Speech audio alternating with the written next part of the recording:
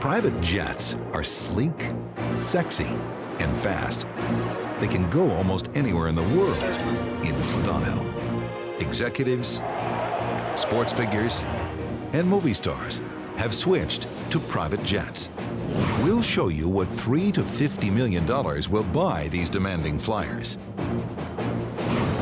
Since security is a constant concern, the plane and everyone on board must be kept safe. The job doesn't end until they make it to their final destination. If the work of NASA scientists pays off, private jet travel is something more of us are likely to experience. We'll show you what you can do when you have your own plane for a day. Buckle up for an ultra first-class trip aboard some of the fastest, most luxurious, dreamiest private jets ever seen.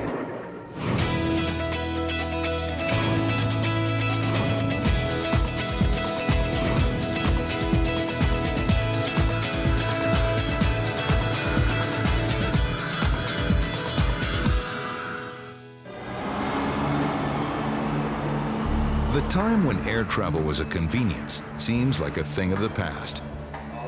Flight delays, cancellations, lost luggage, and long security lines have made air travel a frustrating experience that many are choosing to avoid. While commercial airline travel has fallen dramatically, the hassle factor has sent more flyers into the waiting arms of private jet providers. Instead of wasting time in airports, people can drive straight out onto the tarmac and climb aboard their waiting jet. They never have to worry about missing their flight. The pilots won't take off until the passengers are ready to go. Even if your pilot is actor and longtime aviation enthusiast John Travolta, you're in charge. Good afternoon, ladies and gentlemen. This is your captain speaking. Your flying time today will be 2 hours. We are serving lunch, and the movie on board is Grease. John Travolta isn't the only Hollywood celebrity to opt for private jet travel, but he's probably one of the most experienced, as he explained at a press conference. I started flying in 1970 when I was 16 years old. I got my solo in 1974, my license in 78, my jet license in 81, and since then I've logged about 5,000 hours, mostly in jets, and most recently in my pride of joy. His skill and enthusiasm prompted Qantas Airlines to restore his pride and joy, a vintage Boeing 707, and name him ambassador at large for a worldwide friendship tour. I've always intrigued by the airline, and then simply by coincidence, I bought an ex-Qantas 707, which is the one you're filming me on, and they got wind of it when I flew down there to promote Swordfish, and they loved the connection. Travolta enjoys taking wife Kelly Preston and children along for outings on his jets, but they're also business tools. Jets enable him to save time and protect his privacy as he flies himself, his employees, and his family to locations all over the world. You don't have to be a movie star to appreciate the convenience of private jets. Today, more and more travelers are discovering that they can relax or use the time aloft to conduct business. Onboard fax machines, instant internet access, satellite phones, and TV keep the airborne up to date, according to the president of the National Business Aviation Association, Jack Olcott. A business aircraft is really an office that moves. As a result, you'll find that a lot of business is done en route. As a business tool, it allows people to have private and secure face-to-face meetings. Everyone on a business airplane is known either to the pilot or the lead passenger. So you can feel comfortable about discussing business because you're not concerned that the person next to you will be overhearing your conversation. Whether you want to work on board or just unwind, you're likely to arrive at your destination calm, cool, and ready to go. That's why they're so popular with professional sports teams, like basketball's Orlando Magic. The Magic uses their own converted Boeing 737 to take some of the stress and strain out of a punishing 82-game season. Well, flying commercial was tough. I mean, I kid with some of our younger guys that they have no idea what we had to go through. It's probably been at least 15 years since NBA teams and other pro industries have flown any other way. It's been a long time since any of us have been on commercial airlines. When we do our service, it's really nice because we have the same guys on board all the time. We know every drink that everybody likes. We know what they like to eat, how they like it heated up. After a while, it gets just to be, you smile as they come on board and you know exactly what to give them. It's more than just great service and convenience. The single most important thing that flying corporately like this does is it saves your players' legs and maybe even saves an NBA season. Using private jets can improve a team's win-loss record, but having your own plane will enhance your standing in the locker room, according to NBA Hall of Famer and Indiana Pacers coach Isaiah Thomas. You know, just like guys was talking about, well, I got a Mercedes-Benz or I got a Rolls-Royce. The next level was, okay, well, you got a Rolls-Royce, well, I got my plane. I send my plane to come get you. Indianapolis 500 winner and racing team owner Bobby Rahal says one of the main attractions of using a private jet is speed. Well, I love aviation. I love flying, anything fast, you know, that kind of figures. You know, probably if I hadn't been a race car driver, I would have wanted to have been a fighter pilot or something, and, you know, it's kind of in your blood, I suppose. Using a private jet allows Rahal to get in and out of remote racing venues quickly and back home to his family. This day and age where time is so precious, and all the pressures that you face in terms of doing things with the time you've got, I mean, it's a no-brainer. From a convenience standpoint and a time consumption standpoint, it's easier to fly and you make better use of your time. You don't have to worry about being delayed. You don't have to worry about sitting at the payphone call and saying, I'm sorry, I won't be there. You know, you got your own plane, so you just get up and go. One way people save time is they can often land closer to their final destination due to the number of airports that can handle private jets. There's nearly 10 times the number of business airports that there are commercial airports. There are about 500 commercial airports in the United States. There are about 5,000 airports that are open to business jets. In some cases, these airports are a lot closer to downtown business centers. This convenience has spurred the use of private jets. The growth in business jets and in personal aviation has been largely driven by the desire for people to have control over their schedules and the need for companies to increase productivity. To some, saving time is not just about productivity. Time is more than money. Time is quality of life. If you can cover your territory and yet get back home on a Friday night to see your son play Little League, that's a quality of life issue. The quest for a better quality of life drove the Oracle of Omaha, billionaire investment guru Warren Buffett, to join the ranks of private jet users.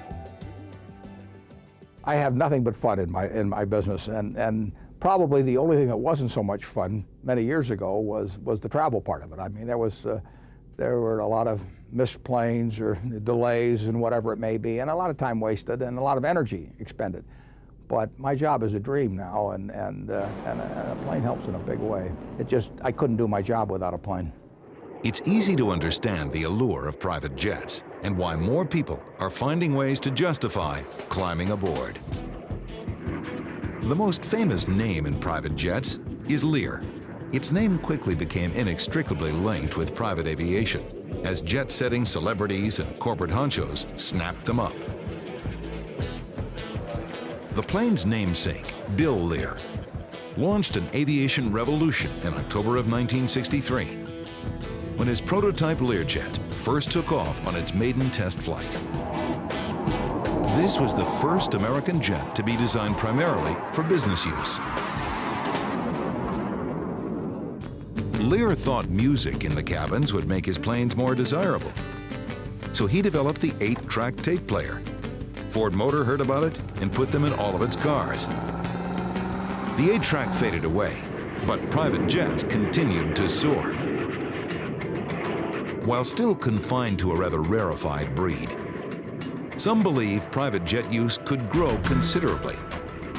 It's been estimated that there are over 100,000 companies in the United States that can use this form of transportation.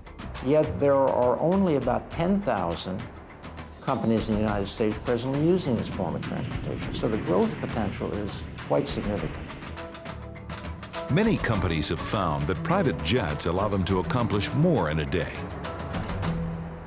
Saving a couple of hours over the course of a day can allow a business to see 3, 4, 5 sites in the course of a single day, whereas if they burn up the hours in transit, they may only be able to see one customer. The ability to see more customers in a day intrigued McKeel Haggerty, the president of a specialty insurance company that caters to classic car and boat collectors. Haggerty is constantly on the road, keeping up with his clients and their multi-million-dollar collections, a time-consuming challenge. With this in mind, Haggerty jumped at the chance to take part in a test we devised. We wanted to see if using a private jet would allow him to visit 3 sites in one day while doing some business and having some fun. He invited his fiancée and a few friends along for the ride. Hi, TJ. FlexJet graciously supplied one of its 9-passenger Bombardier Challenger 604s, a crew, and a full complement of snacks and food. FlexJet officials were betting the test would be a success, and Haggerty would become another private jet convert. Well, you know, you have the folks who do it a lot, either on their company's planes, or they, family, or they know somebody.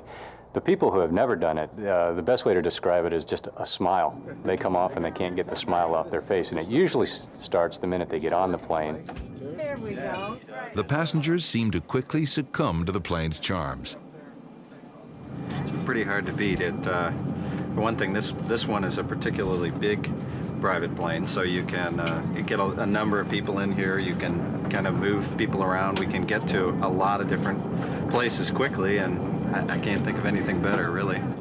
It's a very seductive industry. People love this type of travel. As they cruised above 40,000 feet, they began to realize that this is beyond first class. There's nothing like sitting in a $40,000 reclining seat. This is one of the most comfortable seats I've ever been in. Not just on an airplane, but literally anywhere. Within 45 minutes from Los Angeles, Haggerty and friends were on the ground at their first stop, Monterey, California. 15 minutes later, they'd driven to Pebble Beach, and Haggerty was meeting with 2 potential customers. All this took less time than would normally be spent standing in line waiting for a commercial flight.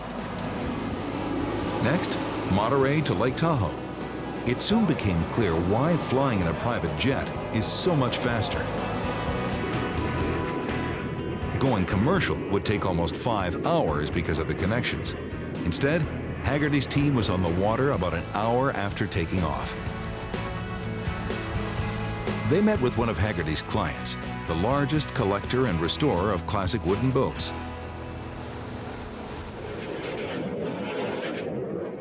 Since he'd saved so much time during the day, there was time left to play. And what better place to play than Las Vegas? Yes, I won again! After trying their luck, it was time to pack up their winnings and head back to the plane. But there was still more to come,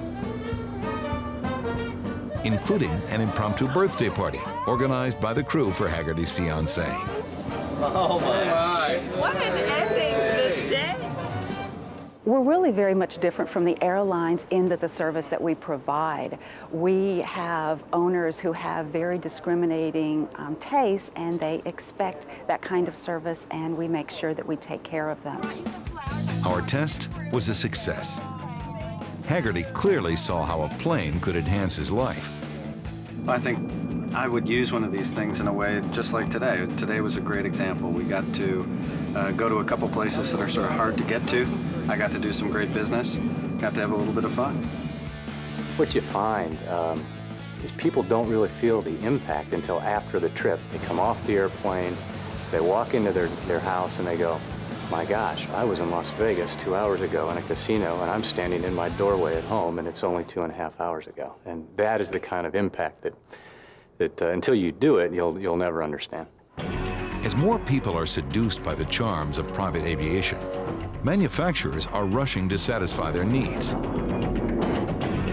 Well, there's been an explosion in the number of new models of business jets that have come to the market over the past 10 years. While the choices can seem endless, making a decision comes down to answering these few basic questions. Where do you go? So how far, right? How many people do you take? How much stuff do you take with you? And probably a real key one is how much do you want to spend? If you're new to the market and only have $3.5 to $8 million to spend, you'll probably start off looking at a light jet. The most popular light jets come from Lear, Raytheon, and Cessna. These planes can carry 5 to 8 passengers and have a range of approximately 1,000 to 2,000 miles. We're in Los Angeles as an example. Maybe the client has his main residence here, maybe he has a house up in Aspen, maybe he's got a yacht up in Seattle, and he frequents up and down the coast. So it's a perfect airplane, for those type of flight segments. While light jets satisfy most users' needs, some demand a little more room and range. If they're ready to spend $10 to $15 million, they can take the next step up, a medium-range, mid-sized executive jet. This class of aircraft includes the Lear 60, Hawker 800 SP, and the Hawker Horizon. For those who crave speed, the Cessna Citation 10 travels at nearly the speed of sound, making it the fastest private jet on the market. All of the mid-sized jets seat 8 to 9 passengers in a roomy stand-up cabin and have a range of about 1,500 to 3,000 miles, making them ideal for doing business throughout the United States. While mid-sized planes were fine for most, some private jet customers had longer range flight requirements. Their need spurred the creation of the heavy haulers, or large executive jets, like Bombardier's Challenger 604, Dassault's Falcon 900, and the Gulfstream 4. Each capable of carrying 9 to 12 passengers, 4,000 to 4,500 miles without refueling. That's easily a trip from New York to Paris. Customers should expect to pay between $17 and $35 million for that capability. That still isn't enough range for some. Globe-straddling business executives want planes to take them even farther. Non-stop from Los Angeles to Sydney, or New York to Shanghai. 2 companies introduced ultra-long-range executive jets to serve this market. First was General Dynamics with the Gulfstream 5. Bombardier followed with the Global Express. This globe hopping isn't cheap. They're up in the $42 million range, and they have 55 to 6,000 nautical mile range. So basically, you could fly nonstop from Los Angeles to Venice or London. But even these planes aren't big enough or grand enough for some. For those who need to take 15 to 50 people along on a trip without giving up all the luxuries of home, Boeing introduced the Boeing Business Jet, or BBJ. There's a class of people on this planet who really are sort of above society in terms of their net worth. And they want the ability to travel comfortably from LA to London. They want a bedroom, they want a shower, they want a big dining room, and a galley. And the BBJ will give you that. It's clear there's a plane for every need. Deciding how to pay for a jet comes next. there are several viable alternatives to outright ownership. Most people start by chartering. Charter customers pay $1,500 per hour and more for the flexibility of scheduling that makes chartering a plane almost as easy as renting a car. Many charter companies are headquartered at full-service airport facilities called fixed-based operators, or FBOs.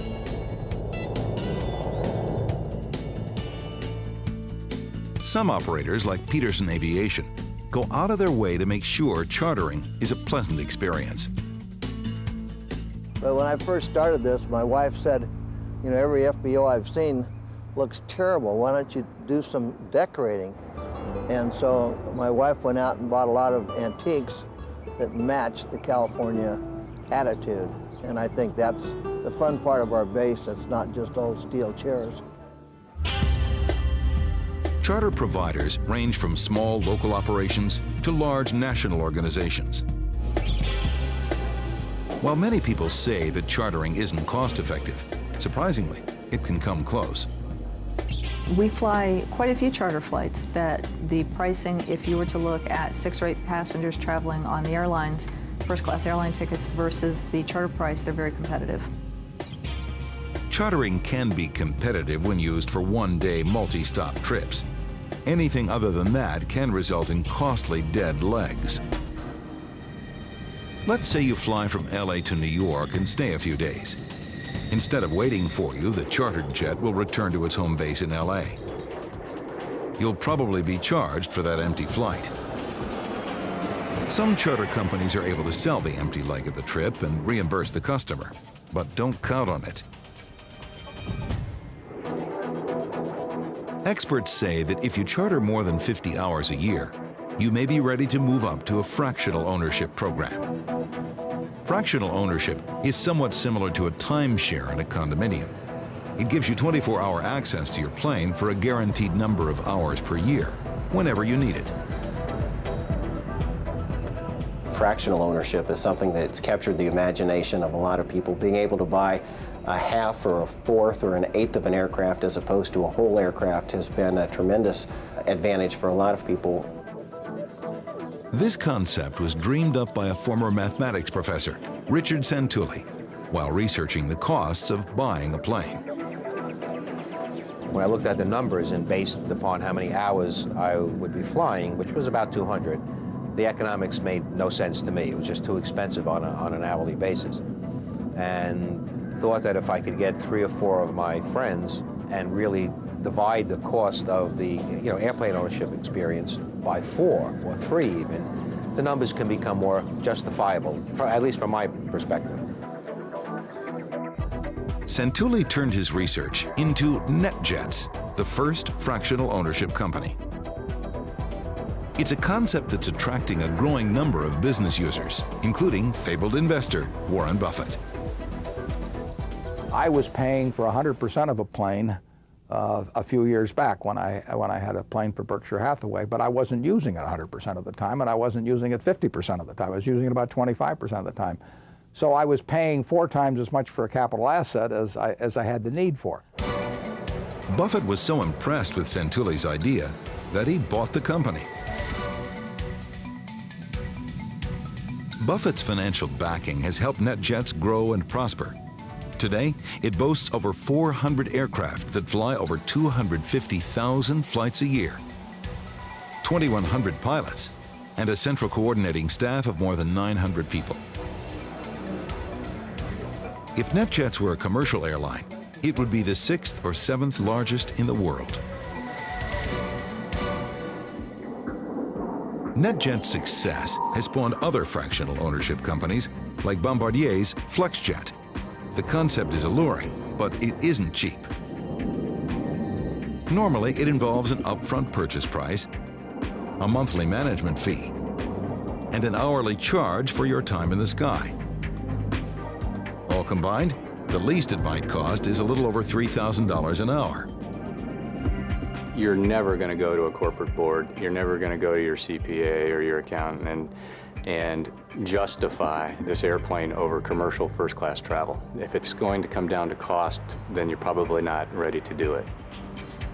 Commercial will, in 99% of the times, be less expensive. And so you're not talking about this becoming less expensive than commercial. I mean, basically what this does is just changes your life. Marquis Jet Partners offers yet another way to travel by private jet, a debit card, entitling users to 25 hours of flight time. So somebody wanting to be in our program would buy a card, they buy 25 hours, and they have 1 year to use those hours. Those hours are only deducted for time that they're in the air. And at the end of their 25 hours, they have no further obligation. Pro golfer Jim Furyk spends a lot of time traveling to tournaments. He appreciates the simplicity of the Marquis card. I'm very lucky with what I do. I'm able to make a very comfortable living. I'm able to travel to a lot of places, but the number one thing in every golfer's mind, the worst part about our job, and really the only part that we ever complain about, is the travel. And this just takes the worst part of my life and makes it much, much easier. As more people begin to experience the benefits of private jet use, some will take the final step and buy their own. However, buying a plane is only the beginning of the journey into the world of private jets. One of the most appealing aspects of owning a private jet is the ability to choose your own custom interior. These planes become homes and offices in the sky, and most buyers want the interior to reflect their own tastes. They can do it different seat configurations to accommodate the number of people that they like to travel. They can put in the type of communications equipment that they think that they're going to use. It really allows them to customize and have the kind of aircraft that will most serve their needs. What may surprise the potential owner is that all of this can be an option that's added after they buy a raw airplane. The big manufacturers, whether it's a Boeing or Airbus, they sell the aircraft green, meaning with no interior, and then it's up to companies like ours to customize the interior. From their humble beginnings of installing radios into surplus aircraft, Associated Air Center was one of the first companies to install custom interiors in private planes. Today, it's one of the world's leading aircraft completion centers. Even after 50 years, each assignment is different. It all depends on the client's needs and desires. Some people might like the bedroom in the front, and some in the middle, and some in the back, and they all have their very valid concerns or reasonings. One of Altoona's clients, the Orlando Magic basketball team, had very specific needs. The team's pilot, Larry Henry, gave a tour. The aircraft's divided into actually 4 compartments here. We have 2 large couches here. This next area in here, this is the coaches section. They do their pregame stuff and postgame items here. Gives them a sort of a secluded little area away from the players where they can discuss their strategies and etc. The center section here that has the majority of the seats, this is the players section. They sort of have a little informal pecking order of who sits where and what have you. We don't really have anything to do with that. That's entirely up to them. Those guys are all 7 feet tall. They can sit where they like. Once completed, the design is turned over to Associated Air Center's artisans. They handcraft nearly every piece that goes into the airplane. It's all custom made. It's all custom fit to this particular aircraft, and we have yet to do 2 airplanes alike. Everything must be strong and lightweight. So instead of solid hardwoods, composite honeycombed materials are used. So as you can see, the overall construction is very strong but very lightweight. The whole thing is very lightweight. Fine hand-rubbed wood veneers create the illusion of solid wood furnishings. Unblemished, perfect hides are used for all of the leather upholstery. It all must pass exhaustive FAA tests.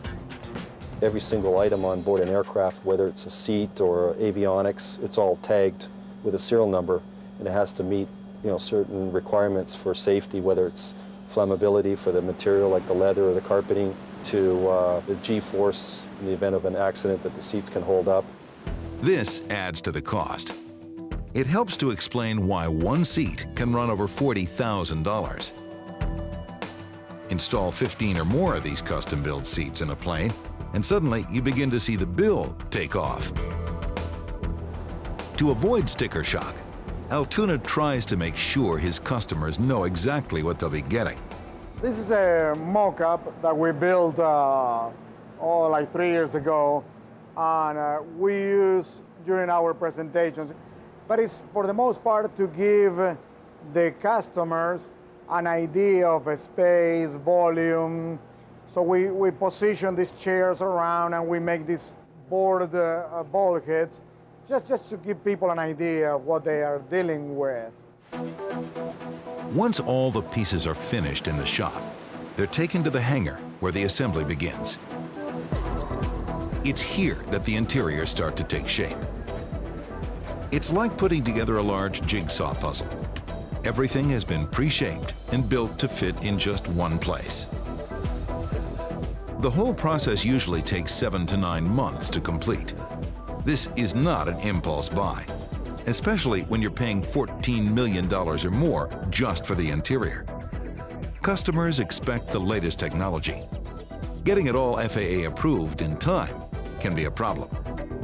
One thing that is always challenging and keeps you on your toes is entertainment, because the entertainment industry moves so fast.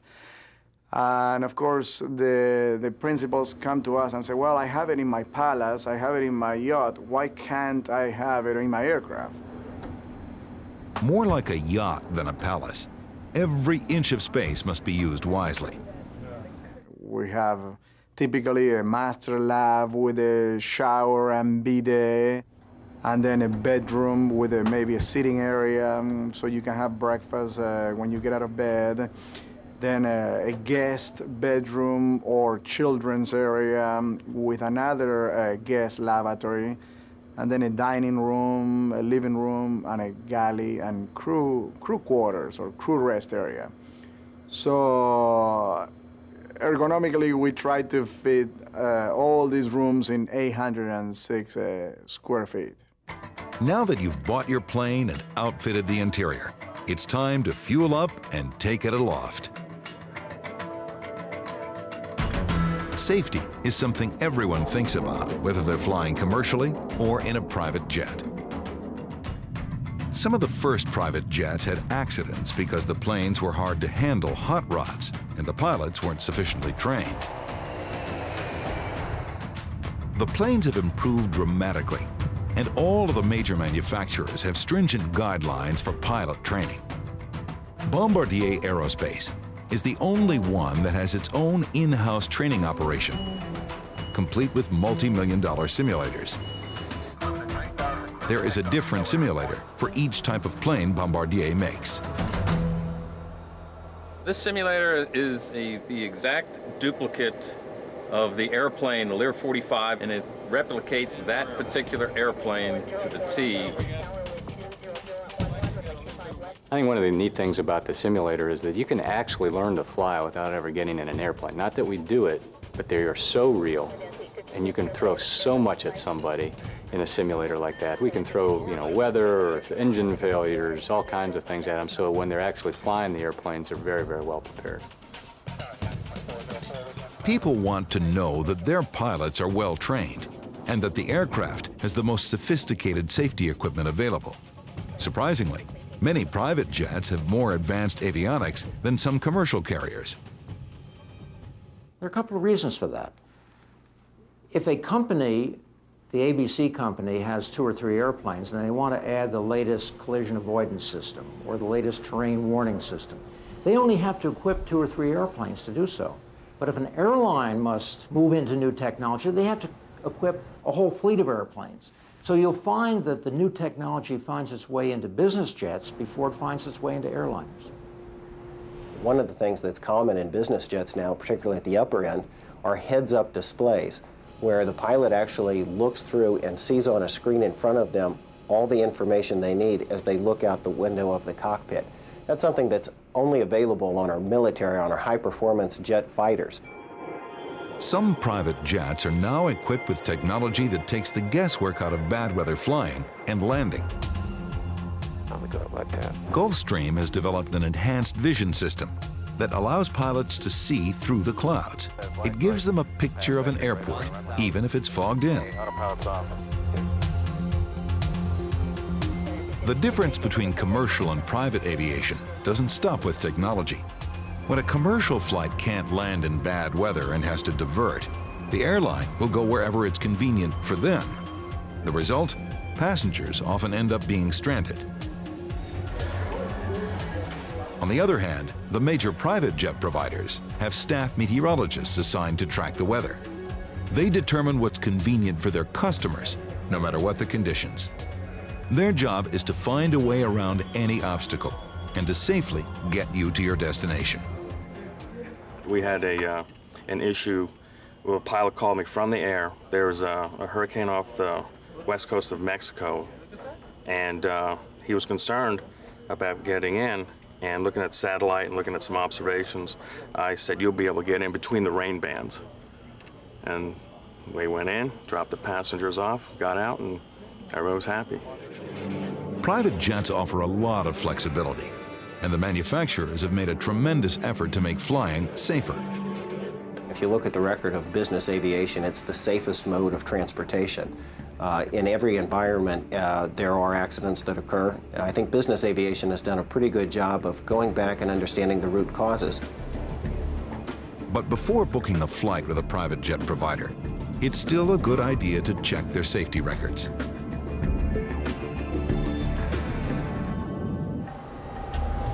While safety is critical, it's also important for globe-hopping travelers to think about security.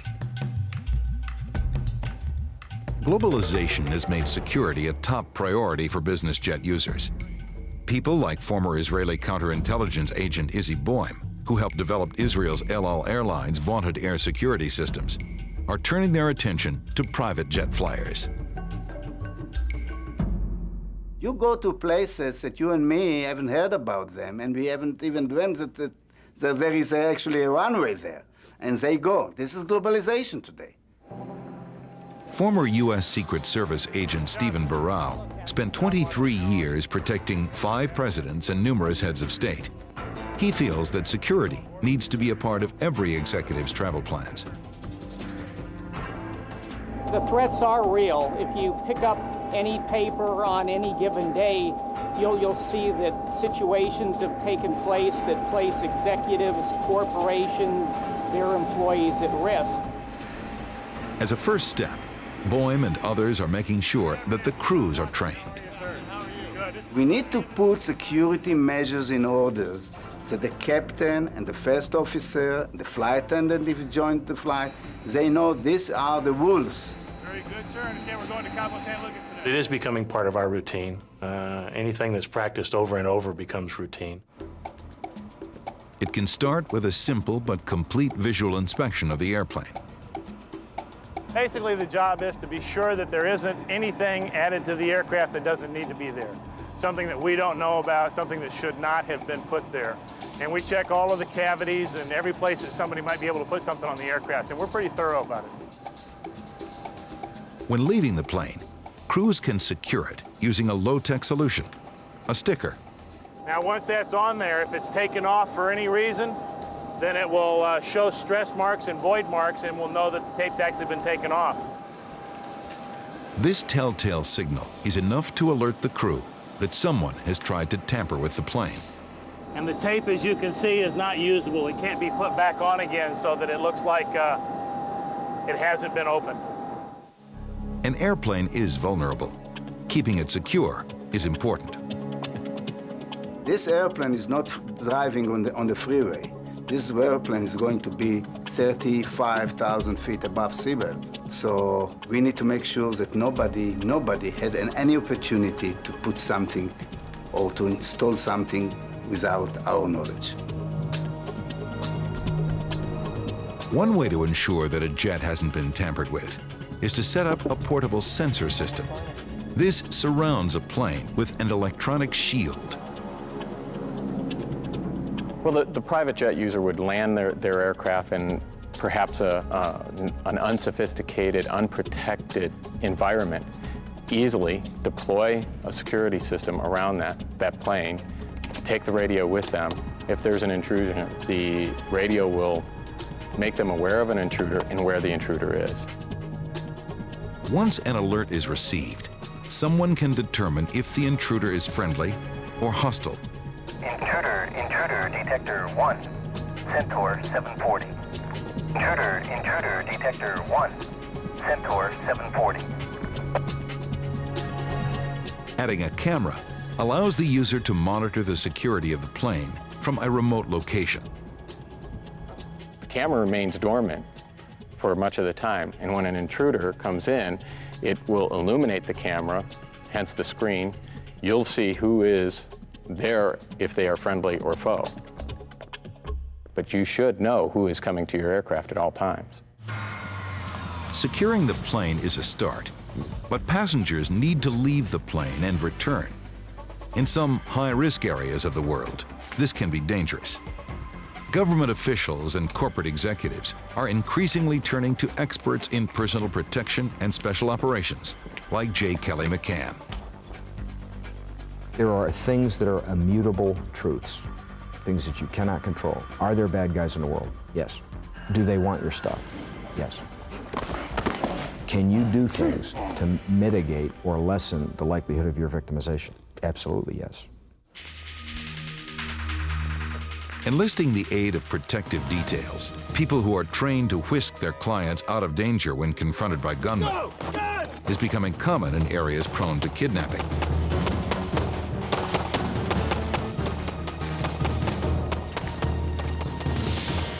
Most Fortune 500 companies have a K&R insurance plan, kidnap and ransom insurance plan. To even talk about the details of those plans nulls and voids the plan. So it's a very well-kept secret. However, in countries where abduction is a cottage industry, they know that if they grab a Fortune 500 person, they're likely to get some money for them.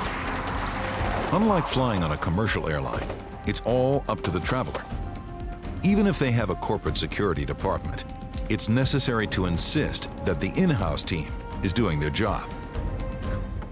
Don't take for granted that the security measures that you see would be the absolute security. Today, when we are aware that we are under threat, we need to make sure that we are taking some precautions. Now that the jet is safe and the passengers are secure, it's time to have some fun. A private jet can open up the world in ways you've never dreamed of before. Most people plan a vacation weeks in advance. They look to see where they want to go, check flight schedules, and figure out how many connecting flights they can endure before arriving at their destination. What if you could simply call your pilot and tell them you want to avoid those hassles? With a private jet, you can.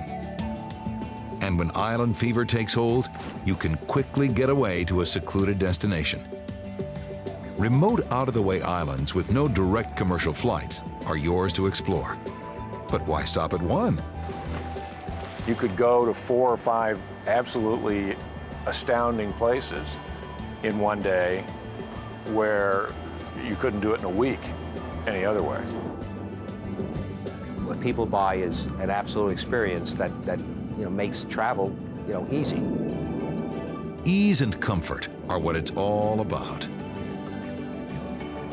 But some people aren't content just vacationing and doing business with their private jet.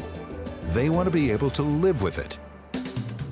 Across the country, private aviation communities or air parks are sprouting up. Air parks have been tremendously successful. This gives an opportunity to live on the airport itself and have your garage be your hangar. Spruce Creek in Daytona Beach, Florida, was one of the first fly-in communities in the United States. We have a Learjet, and we've flown out of here for the last 14 years. It's just the most wonderful place in the world to live, it's Fish Creek. Many of the homes have attached hangars. Other residents have to use a community hangar or park their plane at a friend's house. My daughter's son, my grandson, he had his own plane, and he keeps his plane at her hangar. And my son, who lives about a taxiway down, we all fly. It's a flying family. Air parks are perfectly suited for flying enthusiasts and their friends. It's really convenient living in an air park because you've got your airplane right there. You save the time and the hassle of loading everything up, taking it to the airport, loading the airplane up. We just carry everything right out there and leave from home. The most ambitious air park to date is Jumbo Air in Ocala, Florida. It will eventually offer residents a gated community with its own country club, a bed and breakfast, an equestrian center, and a health club.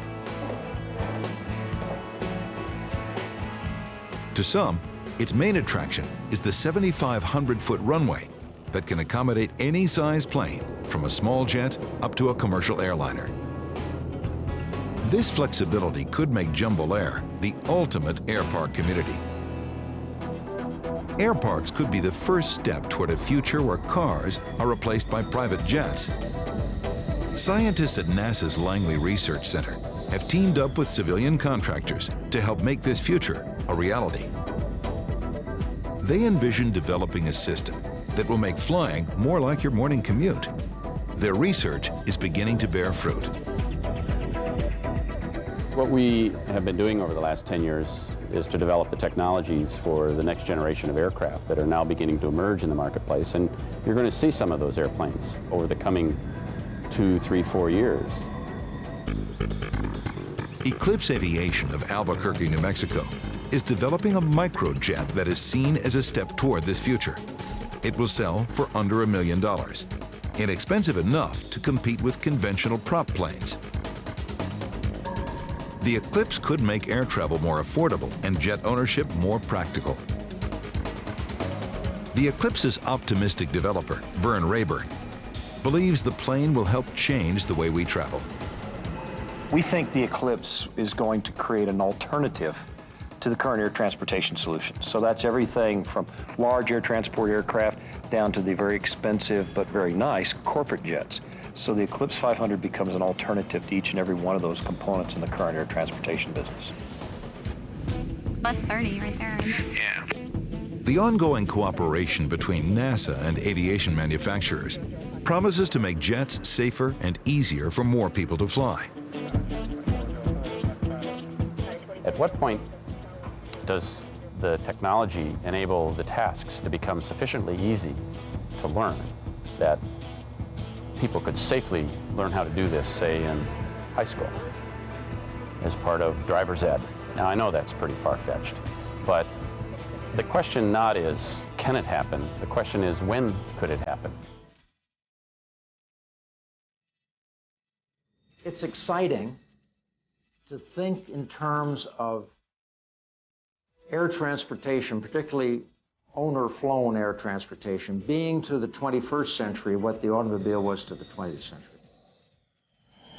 In the last century, we put wheels on America, with the inventions of Henry Ford and creation of the interstate highway system. In the 21st century, private jets could put wings on America. Whether the future will land a private jet in every driveway is debatable. But one thing is certain: private jet use will continue to soar.